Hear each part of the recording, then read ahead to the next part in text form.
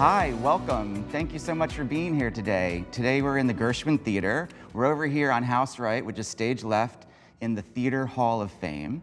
This is the side lobby that leads right into the auditorium of Wicked, where we've been here for 20 years, celebrating our run just this past fall.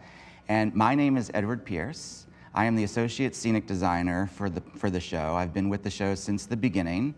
We're standing here in front of our original scenic design model that we used to create the design for the musical many years ago. It now sits here for audiences to enjoy when they come to experience the work that we have on stage here at the Gershwin. Eugene Lee, the famed set designer, is the creator of the show. I worked closely with Eugene from the very beginning, since 2002, along with our colleague Nick Francone, who together created and have adapted the design over the last 20 years all around the world. I wanted to take a few minutes just to bring you up to speed onto how I got to where I am today. But first I wanted to take a moment and just learn a little bit about who you are and what you bring today and what inspires you as a student of design. And together today we're going to kind of take a journey around the world of Wicked, and while we do so we're going to learn a little bit about what the role of a set designer is, how it's inspiring to the work of the other creators on the team, and what we bring to audiences. So let's start over here. Well, I'm Sean Lillis. I'm a senior set design student at SUNY Purchase. I'm really inspired by set design because I love the idea of kind of world building and creating a space that these characters truly inhabit, and they become less of characters and more of people within this world. Yeah, I got my start in set design just like pretty much everyone else. I feel like high school theater, you know, drama club, but it's kind of the only thing I was good at then, so I just decided to roll with it. Fantastic. Yeah. Thank you for sharing that. I'm Emily. I'm also a senior set designer at SUNY Purchase. And I first got started in theater also in high school. I was a lighting designer, and I really enjoyed creating an experience for the audiences. And through school, I've been able to experiment with creating a space that the audience feels engaged in as well. And that's one of my favorite parts of design. Perfect. It is the most favorite. It's the fantastic part of design. Hi, my name is Zhengxue Qiao. I'm a senior set design student at SUNY Purchase 2. I'm from Inner Mongolia of China, it's far away. And back to China, I had very little theater experience. That's why I wanted to study abroad, and I chose New York, just because New York. And Wicked was my very first Broadway musical experience. So I'm really excited today to be amazed by actually take a close look of the set. That's fantastic. Thank you for sharing that, and I'm glad you're here. Networking and meeting people and connecting with people is a really important part of pursuing a career in our industry. I knew a few people. That was enough to get me an internship gig at the Delacorte Theater that summer at Central Park. I worked on a production of The Tempest. George Wolfe directed it, and that was a very successful production. I was like calling follow spots in the back with the raccoons, and it was so successful that they moved it to Broadway that fall. And so I had met other people on the show. I met the set designer and ended up almost immediately having an opportunity to work on a Broadway show. From there, it really was about connections, and I think it's important as we talk about design that most of the work we do as designers is collaborating and connecting with other artists, writers, producers, directors, choreographers, our design colleagues in scenic design, lighting design, costume design, projection design, sound design, and so forth. It's always about an exchange of ideas, but it's also about sharing experiences. And when you have good experiences with people, that just evolves into the next project, into the next project, into the next opportunity. It's through those connections that I ultimately ended up working with Jules Fisher, famed lighting designer, and worked for him, with him as his assistant for several years on mostly a high-profile production of the original Ragtime. And I say that because that was my connection to Eugene Lee. That was in the late 90s, and since then, Eugene and I had collaborated on a number of projects, sometimes working together on the set design, but sometimes he would do the set and I would do the lighting. And it was a really great relationship that evolved into one day a script for Wicked showing up and an opportunity to present some ideas to the producers and the director about what a vision of Wicked would be through the lens of Eugene Lee. So that's what brings us here today. And so it's with that I would love to just use the framework of Wicked, my experience, my personal experience, and the experience of Wicked and what it's been able to achieve in its success, not only here at the Gershwin, but around the world, as like a lens through which we can talk about design more broadly, right? You could write books on what set design is. People have. There's courses. People go to grad school on it. We're not going to be able to capture that in our interaction today. But I think what's important today is for us to hold on to the energy that we feel about why we want to pursue it as students, why it is a career that is viable, that we should be encouraging anyone who is interested in this to find a way to pursue it in any way they can. If it's in your soul, then let's make it happen. And we're going to unlock some mysteries of how things happen from the page to the stage. And let's just kind of poke holes. We're going to take a tour today. We're going to jump around a little bit in concepts of design and what that means for the audience and what that means for the actors and what that means for the team that brings the show to us every night, 8 times a week and all around the world. All of those things make up what design is. I'm going to take a moment now just to kind of say what in the world we're standing in front of. A tool that we use as designers is a model. This model is 1/2-inch scale to the foot. We often work in various scales in theatrical design. Sometimes we start very small, like 1/8 inch to the foot, where you're just trying to get a sense of a shape, but you can't really get much detail that small. Then you might move up to 1/4 inch, which is basically a quadrant of this size, where you can start to really get your hands in there and move things around. But ultimately, we prefer, when you're dealing with a large musical with lots of moving parts, that it's helpful to the whole creative team to kind of like really get your head in there, get your whole arm in there, move things around. And to do that, you have to build it in a larger scale, and we use 1/2 inch to the foot. It's just big enough that you can get a sense of detail, and just small enough that like a little dab of glue can bring a little wonder as to what that might be without actually having to think about what that might be. For Wicked, because it was based on a novel, we used the novel quite a lot to inspire us of how we could tell the story visually with the set design. We specifically used a passage from the first chapter or so of the book where Gregory Maguire, the author, talks about this kind of folklore village, and a little cart, a pageant wagon of sorts, would be dragged from one little town to the next. A pageant wagon is basically like a little platform on wheels that would just get dragged from one place to the next. And on this little platform, there was a little proscenium frame. And inside and around that frame was a little puppet and little stages that things could appear on. And we really liked that motif, that this story, which is essentially a lovely story about the relationship and friendship of 2 women, but set against a really scary, awful background of machinery and evil, could best be told essentially on a small stage with a small frame around it. Yet we're in a big space because we have to go to big places.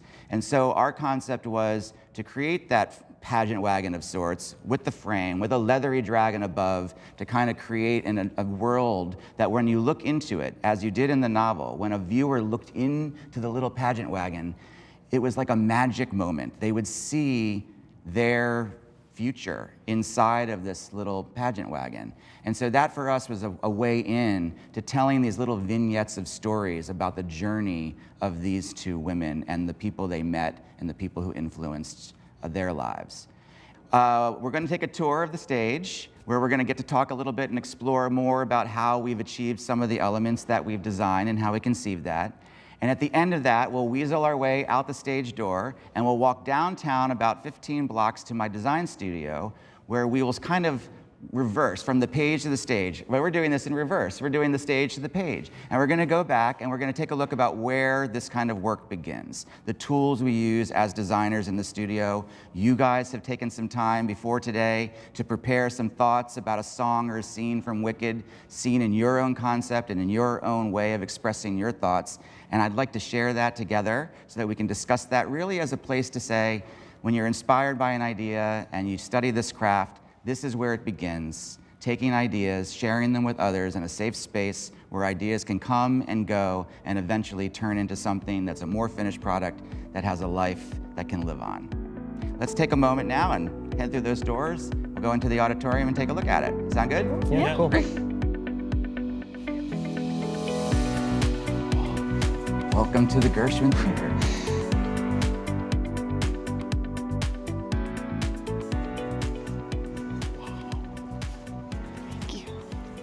We're here today in the middle of a weekly work call. So we're getting to see the set in a state that the audience never gets to really enjoy because it's kind of in the middle of a number of different ideas here. The crew right now is on their mid-morning break, but they'll be back soon. So we might see some people in the background tinkering. Cool. With any show, well, first of all, before I start talking, turn around and look at this thing. What do you guys think? This is have you ever been here before? I have not. You've not been here. What are your thoughts? What is your first impression, not only just as a person who loves the theater, but as a designer? I mean, must have been crazy to draft, that's for sure. But it's beautiful. What do you mean draft? So those people who don't understand drafting, what is So, drafting? I mean, before it is built, it has to be kind of drawn in a technical state. So you have to throw it in AutoCAD or Vectorworks, whatever you use, and get out every little detail on the page. So this is pretty freaking detailed. What are your thoughts? What's your first impression? I've seen her before, but I'm always just struck by how expansive it is, how the proscenium melts into the audience and really includes the first few rows, and how the world is just built, even though the playing area is smaller. How just the world is built out is extremely impressive. And you? Same. The last time I saw the show was I was sitting like all the way on the balcony, like all the way to the back. It's good to see like close. At least this distance, I see a good enough detail that is so impressive to me. Like I really wanted to go back, like go on a stage and see everything. Like I'm curious about. We're going there Yes. soon. I think your point about its expansiveness, the sense that it's an environment, is a lot about what one of the challenges were for us as designers. The first thing is that it's a small show. Like you said, the playing space, the actual stage space, is not much larger than a typical Broadway musical stage, about 40 feet from side to side. But the Gershwin proscenium has another 20 feet on either side. It's a massive proscenium, which you cannot see here because we've covered it all up. We've created our own framework to bring the show in close so that it can support the smaller moments, but it can expand to open up for some of the larger moments, like when we go to the Emerald City or when she's flying. We want to feel a little more sense of expansiveness. A large motif of the design is this clock face, which you see kind of partially hanging in here at the moment. It's the original clock face from 20 years ago. It is incredibly fragile at this point, and you can see a crew member religiously repairing some of the small rips and tears. To me, the small rips and tears are part of the organic quality of how a design and a show can evolve through time. It would, of course, be, although expensive, possible to replace the clock face with a new piece of scenery. But it seems to kind of patina and age in a way that is fully supportive of the design. The design is intended to kind of weather a little bit, and in fact, as the wood weathers naturally and the paint chips a little, I find it to be a continuing evolution of what we've set in motion 20 years ago. These vines were pulled from some wooded area in Pennsylvania at the last minute and found their way in here and got stapled to the walls. They've been treated so that they won't catch fire. But again, I love the sense that we use real materials. We use real wood. We use Of course, we also do some fake stuff because scenery is supposed to be lightweight and portable. But that we embrace real material, real steel, so that when it ages and rusts a little bit, and not unsafely, but characteristically rusts, it just adds a level of reality and a level of grit that pulls us right back to the story, because it's a real story about real people, even though it's in a phantasmic world. It's really about reality. Let's head backstage. This is the stage left pass door. Usually it's locked with a code, but it's a work call, so it's open. We can go right in.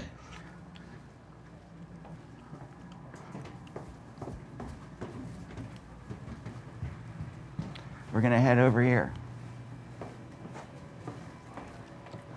Let's take a moment here to see that this is how we enter stage left. Yeah, the big heads. You can see here that we're gonna step up onto the actual deck of the stage. The floor that we're on now is the Gershwin stage floor, but we, of course, have a show deck that's built on top of that has all the mechanics and the special effects. So we're gonna carefully walk over here, hang out on stage left, and then we'll head on stage. Cool. It's a raked deck. I did not clock that.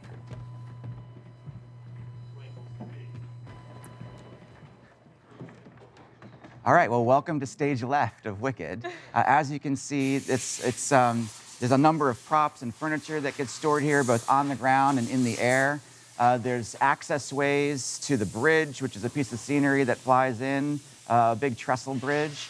You can see here the backs of the lighting instruments. These lighting towers fly in and out on motors throughout the night so that we can bring the scenery on and off in transition, and it works in concert with the automation of bringing the scenery on and off. So all around, everything's scattered, everything has a space. There's notes on the floor of where everything gets preset. Let's head on stage. We're gonna go through here.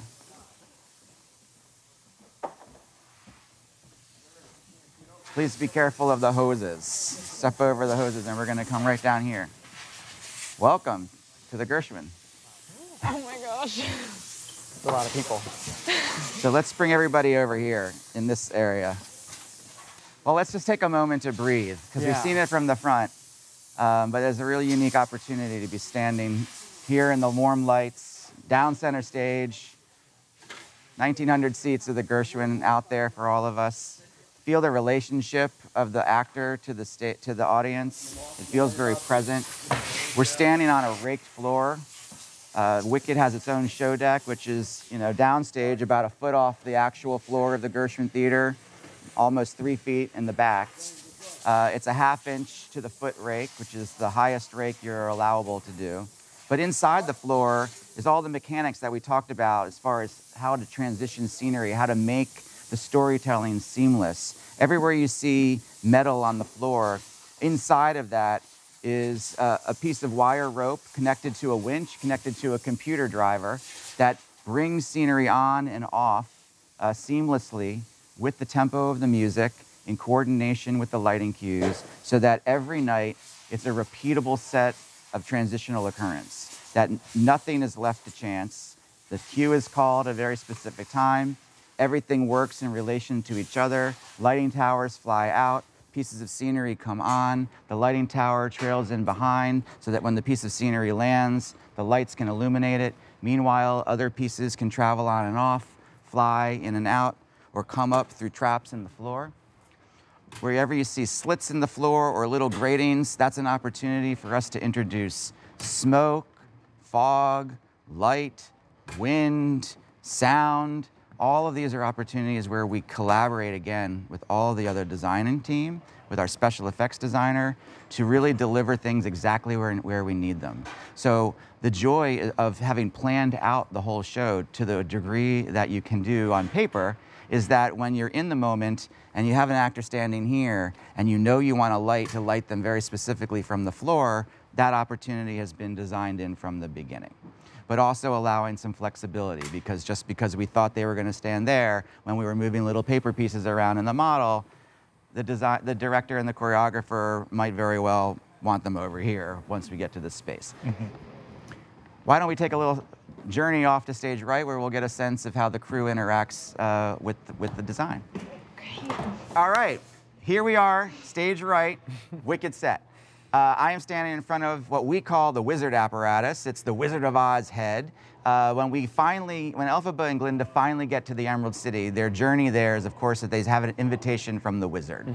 And so this is the wizard's head. Of course, we worked at a traditional scene shop. The show was originally and has been constructed for many times at F&D Scene Changes in Calgary, Canada.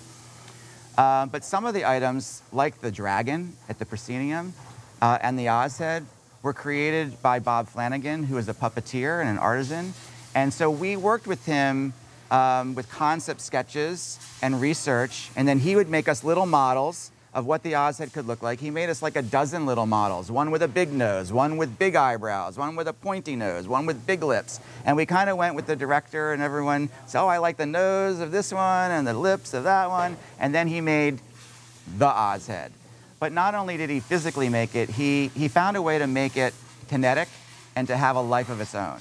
So the head is a puppet. It's operated by a crew person on the other side of the wall. Joe's back there. And what it can do through a number of different gadgets and gadgets back there is the head can lift up. That's your cue, Joe. And the jaw can open and close. And the jaw is also, that mechanism is attached, not now, but during the show, electronically to the soundboard, so that when the jaw opens, it makes a squeaking sound effect, and when it closes, it makes another effect, so that in real time, the jaw is actually triggering the sound. That's another level of collaboration. Yeah. The eyes light up, as you can see here. They're LED lighting. LED lighting in 2002 was a new thing. The eyes can drift around so that the head can stay in one place, but when he looks out, when Wizard says, "Who are you and why do you seek me?" the head can look over there and look down at Elphaba and Glinda and give them a piercing look. And then the wizard realizes it's Elphaba and Glinda and goes, "Oh, I didn't realize." And the eyebrows can pop open. And all of this is live and choreographed and worked by Joe in the back on every show for the last 20 years. At the end of it, the wizard realizes that it's his guests and he doesn't have to put on this big show. And so he relaxes the head and we hear it as if air has been released from the mechanism and it falls down and he relaxes the head and the wizard makes his entrance around and says hello to Elphaba and Glinda. So again, it's the idea of working with artists to see a vision come to fruition and know that we as set designers can take it so far and then continue to influence the design all the way through its manufacturing, its evolution, and ultimately working with other human beings to help convey something in real space and time that is inherent to the storytelling. This is a special staircase that was put in specifically for Wicked. There's a moment in the show, right after the cornfield moment, that Elphaba runs off, and her next moment is like 40 seconds later, coming up from the downstage trap on a lift to sing No Good Deed. There's not enough time for her to run all the way to the actual stairwell of the theater. That additional length of time was literally too long. We ran that as a number of times and decided that the only way to do it was to carve a hole in the floor and have her run, picking her dress up, huddling it all together, and race down these very steep stairs, which is what we're gonna do right now to get downstairs. So come with me.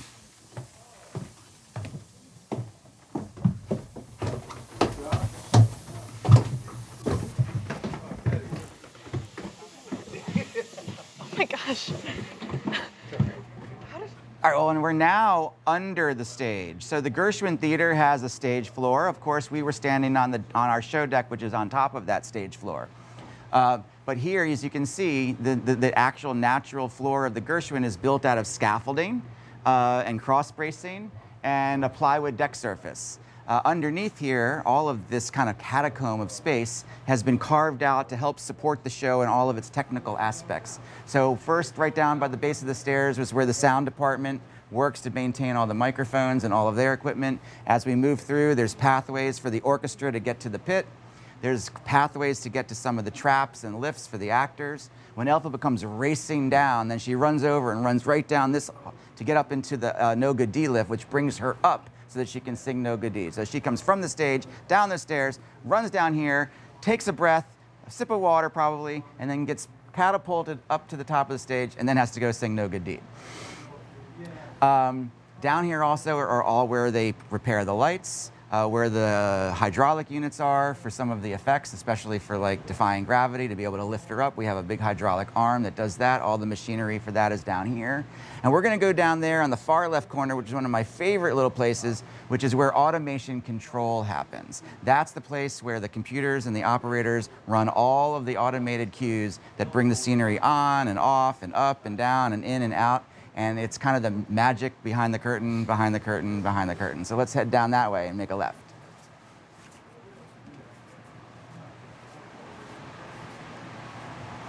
Okay, we're gonna go in here. You gonna wanna go in first? Here we are at automation control.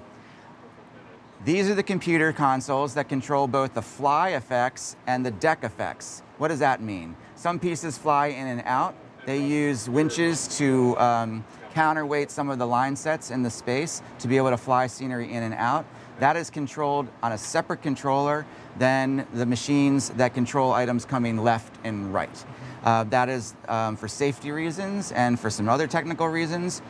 These machines and control equipment is part of what the automation company provides and services for the last 2 decades. The technology is robust. It controls winches that are throughout the building, machines and motors that can be controlled electronically in very precise ways. Automation is a fascinating technical element of design. It adds that other element of time within space. It allows us to create a physical narrative of how we move the scenery on and off that's in perfect concert and synchronization with the music, the musical director and the stage manager and the lighting cues. All of that is integral to work together. And there's technology, of course, behind that. It's computer-controlled technology, but also there's a lot of knobs and buttons that allow us to be able to manually control any piece in case of emergency or just in case of maintenance, and that's what's happening right now. That's the trap room. That is the underbelly, and where a lot of the crew actually are down here during the show to facilitate the work of the show. We have our automation crew. We have a crew people who are actually fixing lights all the time to make sure that we always have a healthy lighting rig. The automation department is here, as we met. The sound department. The musicians are just on the other side of that wall in the orchestra pit. This is a buzzing beehive down here over the course of the show. Wardrobe is located on every corner. People rush through here with costumes for quick changes. The actors cross through here. It's just it's full of activity during the show. We're gonna head out this way. We're gonna head down the stairs and head our way out to the stage door.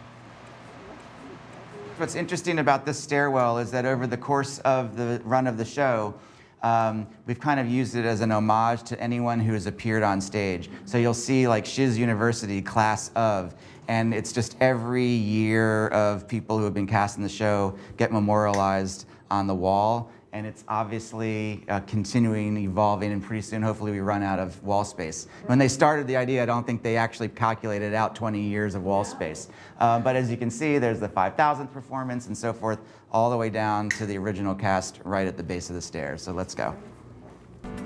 And so here we are at the design studio. And I think what's nice about this part of our journey is that often this is where theoretically, where the design process begins, right? It starts at a very personal level. It starts with a script. It starts with a director and choreographers and designers sitting together and talking about their ideas, their reactions to the story, what we find important to the story, what visual research inspires us, what helps us convey our ideas that are in our heads into something that is tangible that we can share with others and get feedback and start a collaboration. So what we've done today is, in preparation for today, we've asked each of you to pick a portion of the musical Wicked. It could be a scene, it could be a song, it could be a moment, and to explore that moment. What's important about that moment to you, why you chose that moment, and then what you did to research for yourself to bring those ideas and visual thoughts and concepts into play, and then how you as an artist process that, how you convey what's in your head into something that can be shared with others. And that comes in various formats. Some people enjoy drawing. Some people enjoy making three-dimensional things with their fingers and glue things together and cut things up and put them together. Some people like to work in a digital environment. There's lots of opportunities now that are available to us as tools of our trade. We used to use pencils and scale rules and triangles and draw everything out on vellum and tracing paper. That's moved to computer-aided drafting. We used to build, and we still build models in three-dimensional scale, but sometimes we only build the model to a certain point and then we go digital with it. Some people build models in 3D on the computer. There's all different ways of working, and all of those are ways of working. There's no right or wrong way. So I think what's interesting too about our discussion today is what you feel comfortable working in, what medium is interesting to you and helps convey what's in your mind, that you can share it with other minds. And together we're going to share what we've prepared for today, but also as a discussion. It's not teacher-student, it's a collaborative group discussing ideas together, exploring together, all kind of focused on the same subject matter, which is what's going to unify our discussion, and see where it goes. I think that's what's an important part of learning, is having conversation and exploring. So with that, we're going to start with you. Yeah. And we're going to talk a little bit about what part of the show that you focused on, why you chose that, and then take us through your process. Yeah, sure. First, thank you so much for having me. And Absolutely, we'd love to have you. This one particular moment that I picked from The Wicked. The song is "No One Moves the Wicked," and the moment that I specifically focused on is when people first see the Glinda shows up. So what I'm showing right now is my really initial brainstorm, very messy sketches, and there's one is really messy, straight from my hand. Don't think too hard, just draw something you feel right. I feel right, and this is how I do. Usually, I love working on the iPad, so I can work consistently. I can put this one messy sketches as one layer, another layer on top, so I can trace and finding what is good light, what is bad thing. I get rid of it. So. I definitely revisit the original design because, I think the difficult part for me is I just kept thinking about the original design because it's so iconic. It's so in my mind. I can't just pretend it doesn't exist. So I really appreciate about the original. It has a lot of meticulous structure that really represent, how crucial and how heartless the world they are living in. And here's my research.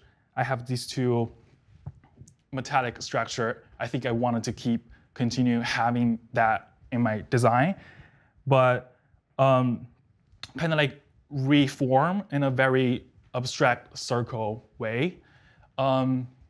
This is a very rough sketches. I know it's gonna be a lot of technical problems or a lot of conversation like that later.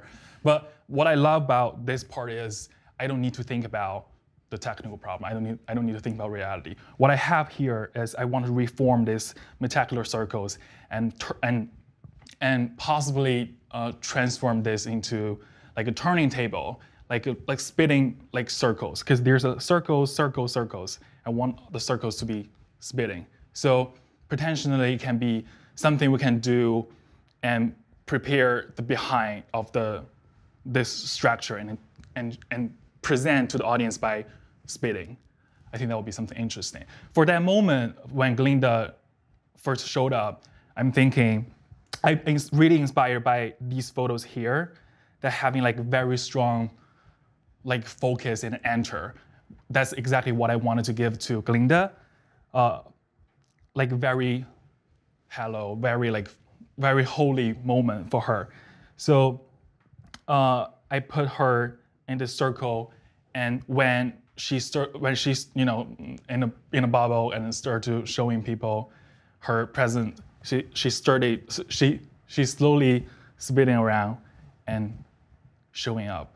So that's what I'm interested so far for that moment. That's fantastic. So I think what's very interesting here is that we're focusing on not even a whole song or a whole scene, but the vital moment where we're introduced to a main character of the play. And it's at that moment where we have to be very specific about the delivery of that human being and that character.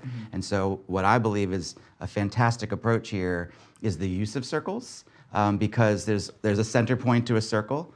It's ocular in that sense, and that it helps focus our eye instantly to the subject matter that is most important. What I really love about the energy of what you've created here is that there's a certain spiral effect, and that inherently allows our mind to move it, because spirals have a sense of being never ending. And that the sense that you've also thought about the fact that it's just not a static moment, that there is a reveal of some kind. And however we achieve that technically is something for us to think about as we develop. Yes. But we have to start somewhere, and it often starts very simply with a hand sketch inspired by research that you can quickly see how your research, whether your metal work, your sense of circularity, your sense of focus. This one here almost has like a light emanating from the center point of those circles, which is really got a lot of kinetic energy to it in and of itself. This is a static moment, but you can feel the energy and the pulse of that light, which translates directly into where you've put Glinda. That ultimately she is the source of that energy and she is the source of that light. Yeah. And that is what we're going to achieve. And you've done that all with line work, which is, we're not talking about color, we're not talking about texture, we're simply talking about line. And I think that what you've done here is a fantastic, look at all of your rays. They're all pointing to that center point. They're all emanating visually off of that same center point, which is a very subtle but important method for drawing our eye and drawing the audience's eye to exactly what the designer would like us to look at in that moment. There's a lot to take in. That's a huge amount of space. I know me. I hope it's true for all. Your eye goes right there. There's so many clues here to help us do that, and that's a great opportunity for design to subtly help the audience focus. So well done. Thank you. So let's start with what part of the show, scene or song, you focused on, and let's kind of understand the bracketing of that, where you started thinking and where the end moment is, and what are those beats in between that we're focusing on. And then let's talk about your research and your inspiration. And already I can see that the medium is different, where we started digitally here on an iPad. Here we're doing prints, pasted up, and try to get a collage of ideas. So I think it's a great opportunity to see that different people can have different ways of sharing their work and their thoughts, and take it away. I chose Dancing Through Life because I feel like that's the first moment in the show where Elphaba and Glinda become friends, and that really blossoms. And at the start of the song, they're not friends, they're still in their enemy stage. But by the end of those 10 minutes, they've developed this friendship. So I thought telling that story would be interesting. All right. And for my research, I wanted to ground the world of Oz first in something not similar to what we have today. So instead of looking at straight practical molding, I found myself looking at a lot of Art Nouveau, like in these structures and gates. They aren't straight, they're Let's curved. hold some of these up. Yeah. This one stood out to me a What about lot. that is why it's front and center. Yes. It's right here for us. So what is it? Why did you choose to put this image on this part of your collage?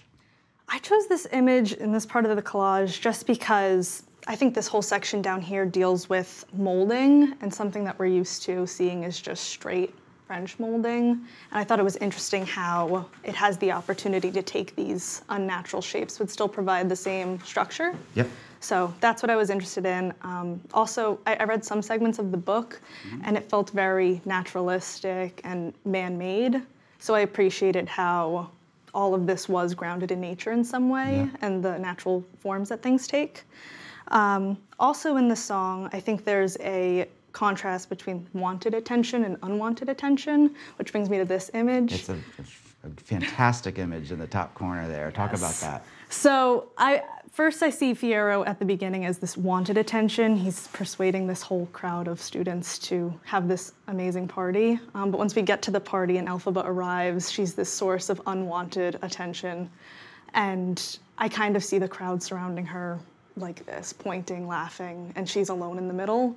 And what I wanted to emphasize was all eyes on her and all eyes on one focal point, which is why I decided to set my design in the round so the audience could also take part in that wanted attention at the beginning and then the unwanted attention later on. So if I flip these, we can get to the design. So let's talk about why you, let's keep going on the idea of in the round. Why don't you just spread yours out and take a little step to the left there. There we go. Great. So relationship of audience is something that we talked about when we were up at the theater, about how important is the relationship between the audience and the action of the play. We were in a proscenium theater up at the Gershwin, but this was a theoretical and conceptual design project in which we could explore any space we wanted. So I'm just enthralled by the idea that we're doing this around. So talk a little bit about why you made that choice, first of all, before we even get into how it is we're going to convey this scene.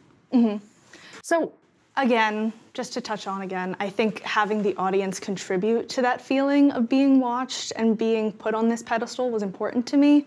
I feel like just shows that I've been designing in school and seeing, I appreciate the ones I feel fully immersed in. So I wanted to create an environment for the audience to take part in this world that wasn't anything they've really dealt with in the real life. Yeah, they see each other as well as seeing the action of the play. Yes. So at the beginning of the courtyard, I have a fountain in the middle because in the book, Shiz is described as having many courtyards scattered. So I thought this was one of them. And I appreciated how Fierro could have this pedestal to kind of take charge of the crowd. Around the audience, there are some Art Nouveau windows that change throughout the song. And there's also these blue stone walls that surround the space. In the book, there was mention of brownstone and bluestone, so I took that literally since there were no rules, really. And they're moss covered. And through these windows, there is just a continued brick patterning to show that this is the outside space. When we go into the interior spaces, the fountain is removed, the moss comes off of the walls, and it's replaced by the setting sun and the stars starting this new night. And for Nessa's and Glinda's room, I wanted there to be this divide that Elphaba goes through, which is why half of the stage is cut off by lights. And then when we go to Glinda, getting Elphaba to go to this party, it's the other half of the stage.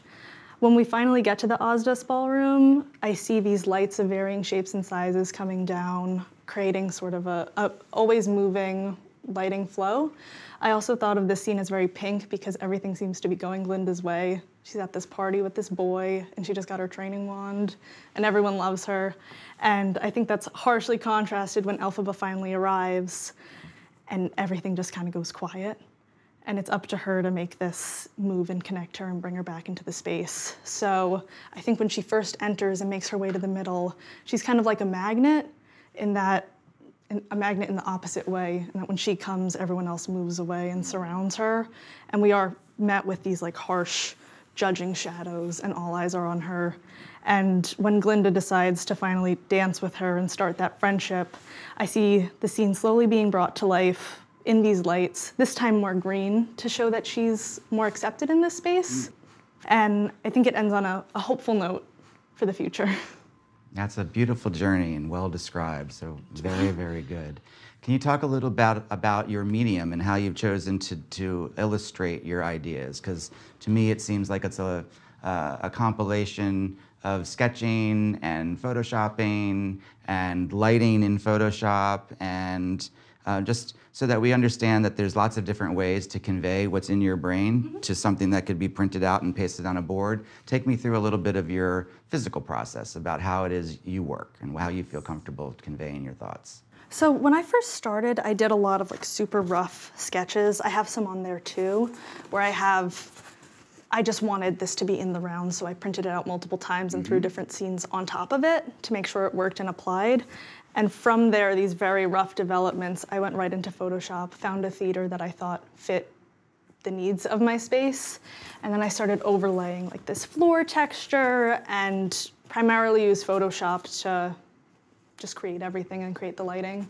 It's fantastic. I think it's incredibly well lit, which is something that is very challenging to do, but very important, because hand in hand, the collaboration between scenic design and lighting design it's a very thin line. And I think that so much, especially when you're in the round, being able to focus on that half of the stage because it's lit and this half of the stage is plunged to darkness allows us to exist in two different spaces at the same time and just shifting that with light. Yeah, I was going to say I really enjoy your lighting in pause, and you gave me the opportunity for a lighting designer to be aware, oh, okay, I can do something like that, and that's a good cooperation. I also love that your through line of color here is how you spoke about the pink world and then turning in and being slightly overtaken by the green world. But even here, you're keeping the pink and the green together and really kind of bringing the two marriages together.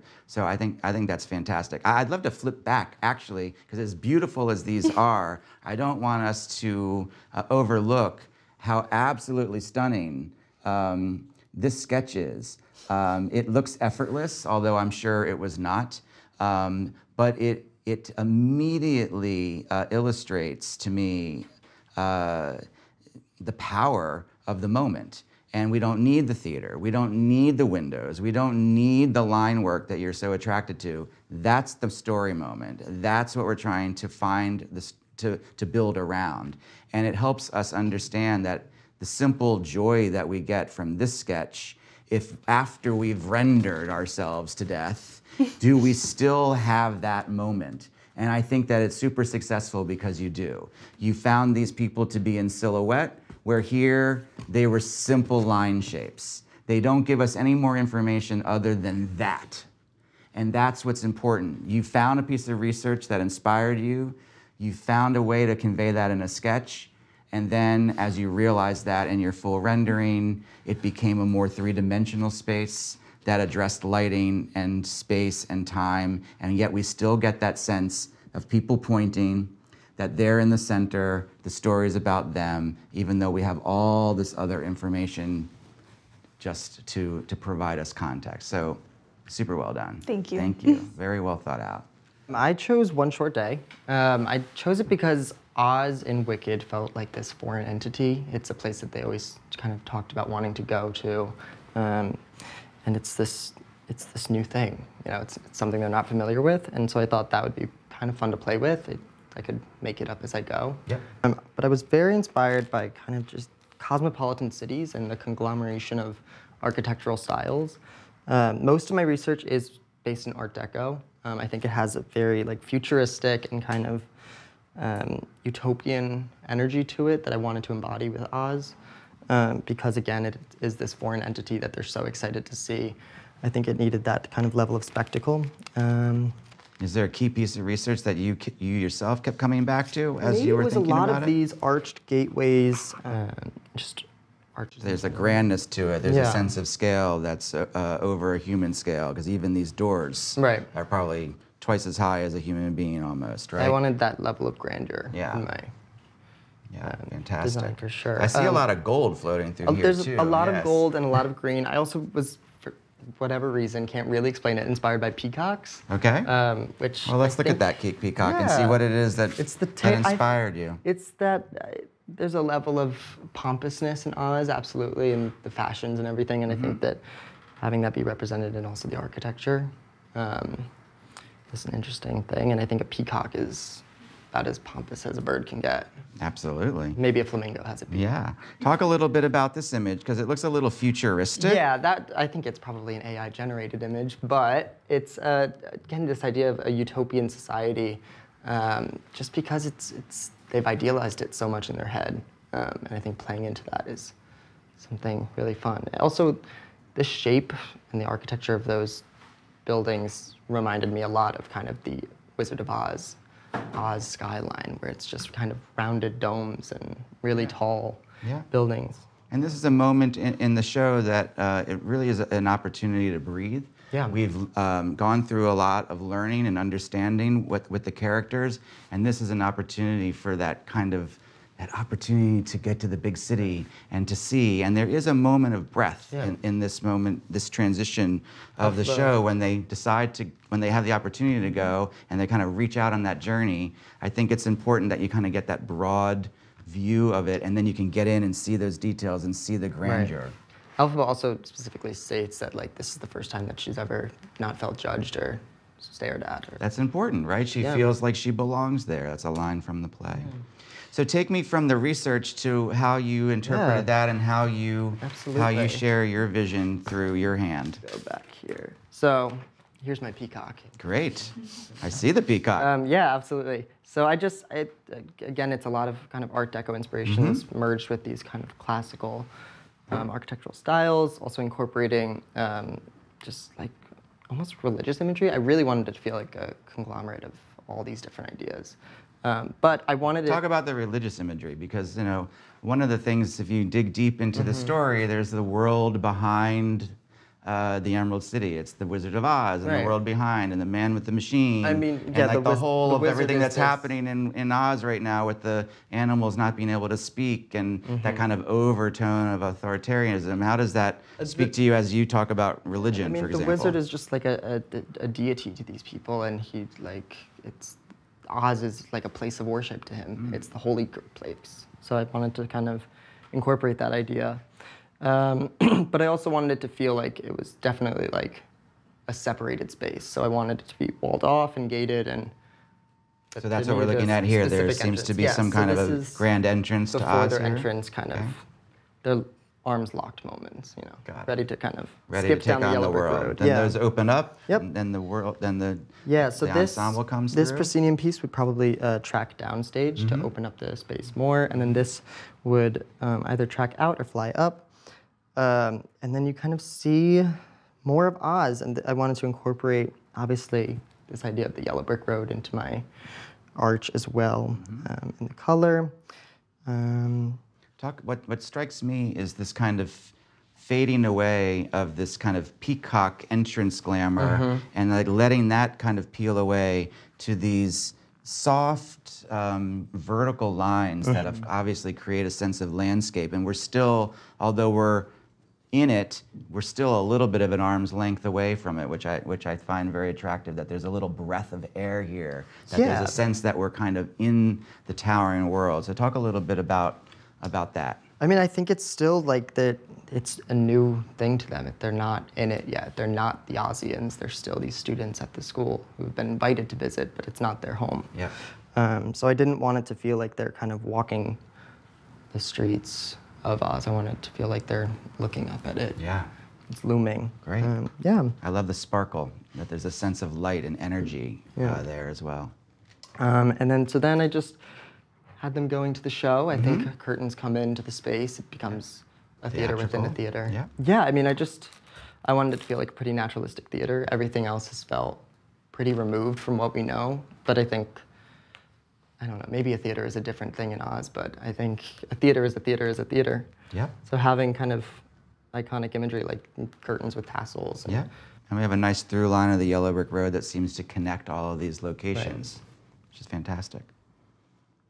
Great. The way you represent the characters in this is all in silhouette, with a little bit of like splashy green or splashy pink behind them, which is again what I think is wonderful. Yours was all line work. Yours was images from the show, using them as a placeholder for the characters.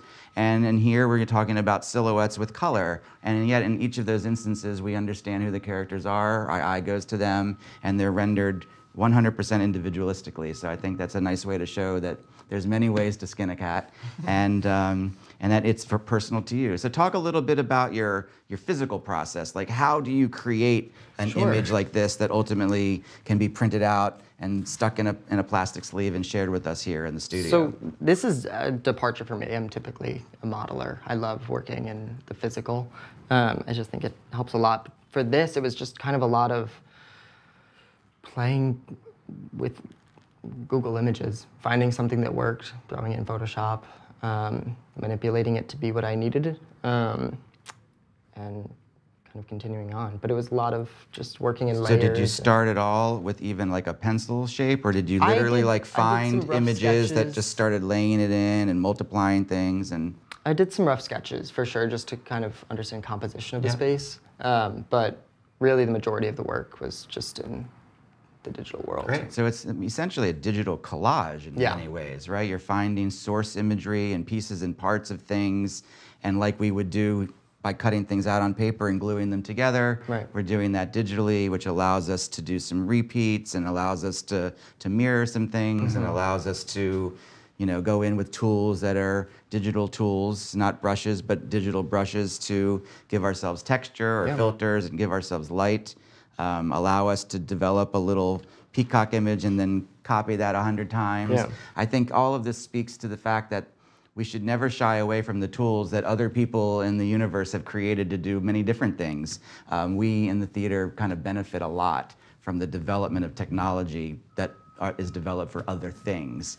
And as artists, we should grab onto and embrace anything that helps us convey an idea. So I love the fact that you did an ink pencil sketch drawing digitally, but just worked with line. You did a world that was based on a mixture of hand-drawn and photographic realism, and you've kind of done a digital collage, all of which yields product that we can sit here and have an interesting conversation about. So I just think that that shows that no matter what you have within you as an artist, there's no right or wrong way. It's whatever you need to do to be able to get it out of your head and get it to a point where we all can talk about it in a good, productive, creative way. So thank you for that. Do you guys have any thoughts that you wanted to share? Yeah, I really like the second image.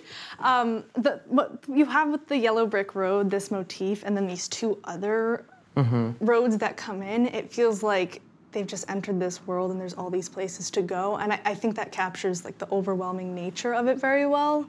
So it just feels very endless and spiraling. Okay, thanks. Which I think, no problem. A lot of spiraling. Yeah.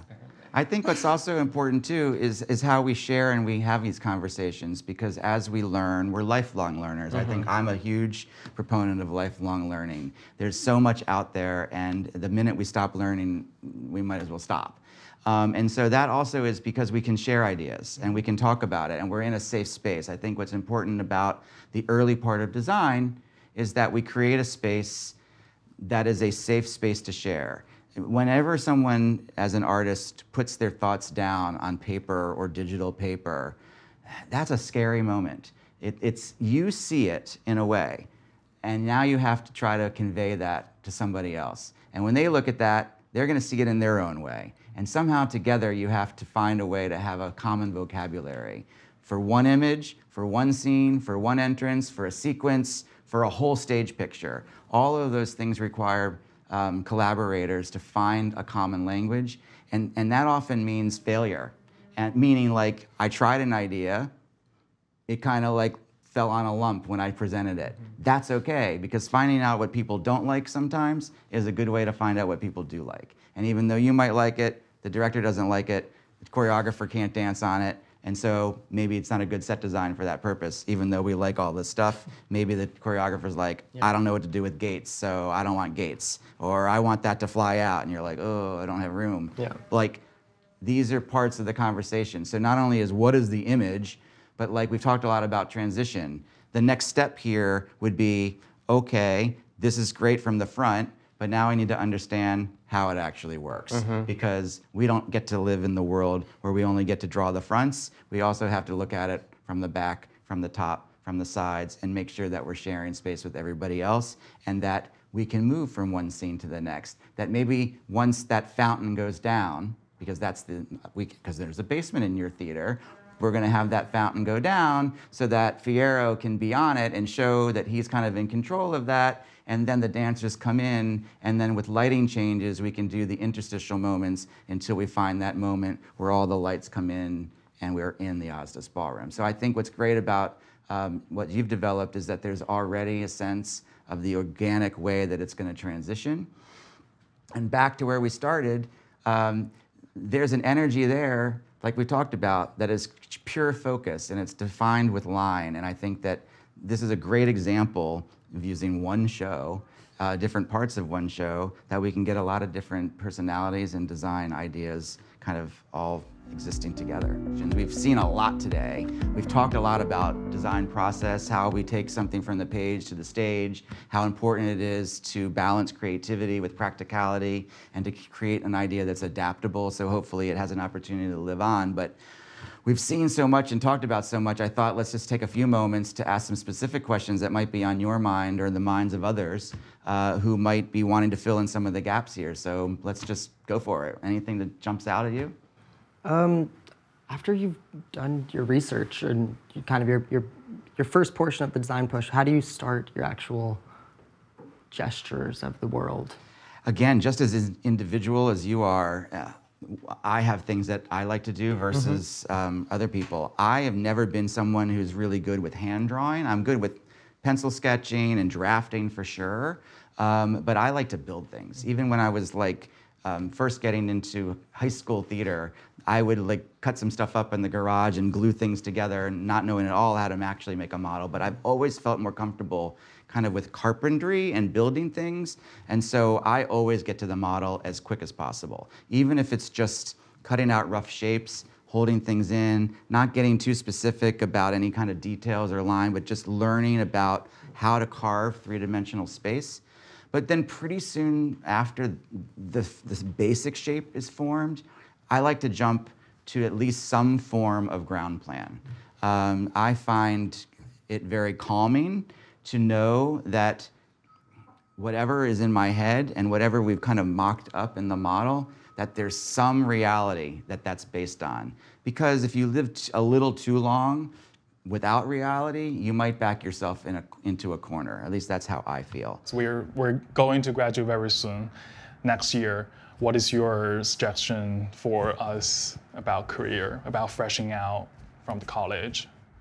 Great, it's a fantastic question. Because when you're in college, it's a little bit of a cocoon, which is nice. It's an opportunity to focus on learning, working together, having practical experiences, and then it's all there to prepare you for whatever is out there for you. And I think that just speaking about career and early career, it's important to leave your minds open. It's important to look at all opportunities in front of you, even though I've trained for this. That's just what you're thinking right now, and that there's a horizon out there of a lot of opportunity. One of the things that I've done is to ensure in my career that I'm kind of open to anything that just happens to come my way. And I think by being flexible like that, you find yourself with a lot more opportunity. Specifically even, I'm now a leader of our labor union. The United Scenic Artists Local 829 is a union that represents all live performance and film and television designers here in the New York area and live performance across the country. And the question about early career and nurturing early career is something that we're constantly working on. I would never really think that part of my day now would be spent on administrative affairs of a union, but I find it to actually be 100% embedded in what we do, which is that we're trying to keep a craft alive, we're trying to make sure that the work is honored and respected, that it's compensated so that you can actually make a living at what we're doing here, and that there's an entry point as an early career designer, that there's a place to be where you can feel included, that there's other members of our industry who are there to support you. A lot of the work sometimes as an early career designer is to assist other designers in the work that they do. It's a great opportunity to kind of move through various spaces to learn how different people work. You pick up a little bit here, you pick up a little there. Back to something we talked about at the theater is the idea of connection between people. Someone you might meet who you're working for, there might be another assistant also working with you. Now you've met them. Now they are working over there and they're like, oh, we need a model builder for a week. Oh, I remember. And then you go over there and you just keep yourself nimble, keep your opportunities open. And meanwhile, also be laser focused on where you want to be. Set goals for yourself. I know it's really hard when you're out of school to imagine setting like a 2 or 3 or 4 or 5 year goal.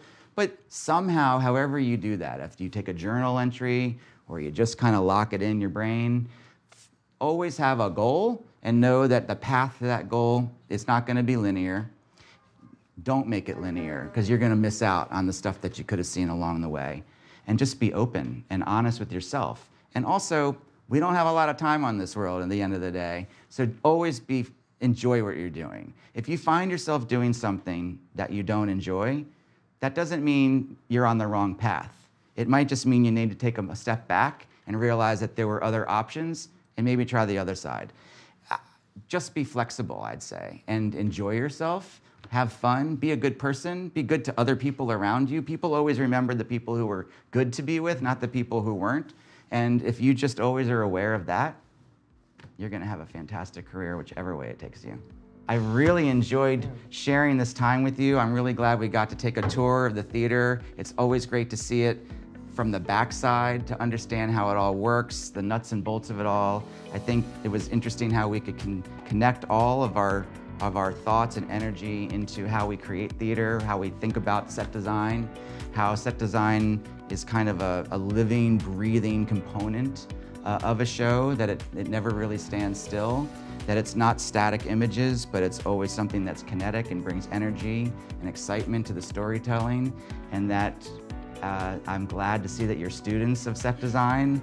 I wish you all the best in your own endeavors and really look forward to seeing where it takes you. And for everybody who has a thought about being in the theater and a behind-the-scenes person, I encourage all of them to seek the inspiration that you guys have seen and find that artistic aspect within themselves, and to explore it and have that bravery to do what's inside of you to do, because we should all enjoy what we do. We should love what we do, and we should go to work every day not thinking that it's work, but just another opportunity to create. So thank you very much. Thank you so much for everything. Thank you. Thanks to the American Theater Wing for hosting us today. Thank Appreciate you. it. And enjoy.